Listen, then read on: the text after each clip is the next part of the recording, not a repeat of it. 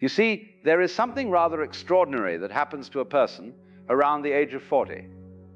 Not to everyone, mind you, but to those who have been paying attention, to those who have not been entirely asleep through the first half of their lives. And what happens is this: they wake up, not with a jolt, not with some dramatic revelation necessarily, but with a quiet recognition that everything they thought was important, well, it simply is not. Now, this is curious, because we have been told our entire lives that youth is the golden time, that the 20s and 30s are when life really happens, when we are supposed to be climbing ladders and making names for ourselves and proving to the world that we matter. And so we spend those decades running. Running after what exactly? Running after an idea of success that somebody else handed to us, an idea of happiness that came from some magazine or some television program, an idea of who we should be that has nothing whatsoever to do with who we actually are. I remember being 25 and thinking I had it all figured out. I knew exactly where I was going and exactly how to get there. So I was so certain, so absolutely convinced that if I just worked hard enough, if I just achieved enough, if I just accumulated enough, then I would finally be happy. And you know what happened? I worked hard, I achieved, I accumulated. And when I got there, when I reached that place I thought was the destination, I looked around and said, is that all? Because you see, the first 40 years of life, they are really a kind of preparation. Not a preparation in the way we usually think of it, as in preparing for something better later. No, it is more like the way a caterpillar prepares to become a butterfly. The caterpillar does not know it is preparing. It is simply living, eating leaves, crawling around, doing what caterpillars do. But all the while, something is building inside it. Something is getting ready. This is what your 20s and 30s are.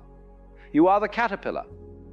You think you are just living your life, making your mistakes, having your heartbreaks, building your career, trying to figure out who you are supposed to be. But really, you are gathering material. You are collecting experiences. You are learning lessons that you will not understand until much, much later. When you are young, life feels urgent. Everything matters so desperately much. That job you did not get, that person who rejected you, that mistake you made at the party last weekend. It all feels like the end of the world. Because when you are young, you believe that every moment is defining you, that every choice is permanent, that every failure is a judgment on your worth as a human being. But here is what nobody tells you. All of that urgency, all of that desperation, it is just noise. It is the sound of your ego trying very hard to construct itself, trying to build an identity out of achievements and possessions and other people's opinions. And the ego must be built, you see. This is part of the process. You cannot skip this step. You must first believe you are somebody before you can discover that you are nobody, or rather that you are everybody, that you are the whole thing. Around 40, something shifts. And what shifts is this. You begin to see through the game. Not all at once, perhaps. Maybe it starts with small things. You stop caring quite so much about what your neighbors think. You find yourself less interested in impressing people. You notice that the things you once thought were so important, the title on your business card, the car in your driveway, the number in your bank account, they start to feel rather hollow. And this is when the fear comes. Because if you are not your achievements, if you are not your possessions, if you are not your role in society, then who are you? This is the question that terrifies people. This is why so many people around this age buy sports cars, or have affairs, or make dramatic changes they later regret. They are running from the question. They are trying very hard not to see what is becoming obvious. But if you do not run, if you sit still and let the question be there, something remarkable happens. You begin to notice that beneath all the roles you have been playing, beneath all the masks you have been wearing, there is something else.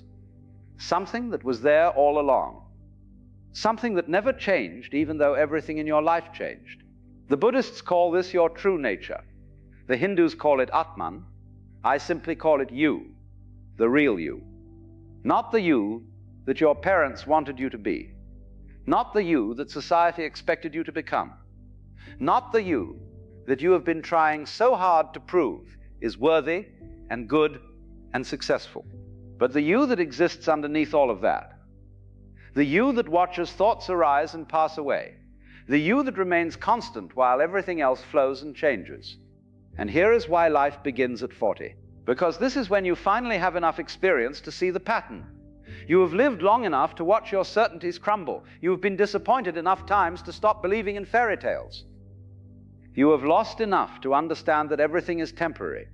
You have hurt enough to develop compassion. You have failed enough to let go of perfectionism. Think about it. In your 20s, every mistake feels catastrophic because you have not yet learned that you will survive it. In your 30s, you are still trying to prove yourself, still trying to convince the world that you matter.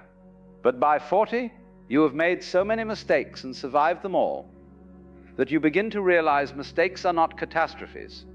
They are just mistakes. You have tried so hard to prove yourself and discovered that no amount of proof is ever enough. The people who love you regardless. The people who do not love you will not be convinced by your achievements. This is liberation. Not the kind of liberation that comes from escaping your life, but the kind that comes from finally accepting it, from finally accepting yourself, every wrinkle, every failure, every foolish thing you have ever done, all of it. Because you see, those first 40 years, you were building something. You thought you were building a career or a family or a reputation, but really you were building material, raw material that you will now use to become who you actually are. I knew a man once who spent his entire youth climbing the ladder at a bank. He worked 70-hour weeks. He missed his children's birthdays. He sacrificed his health, his marriage, his peace of mind, all for the next promotion. And then at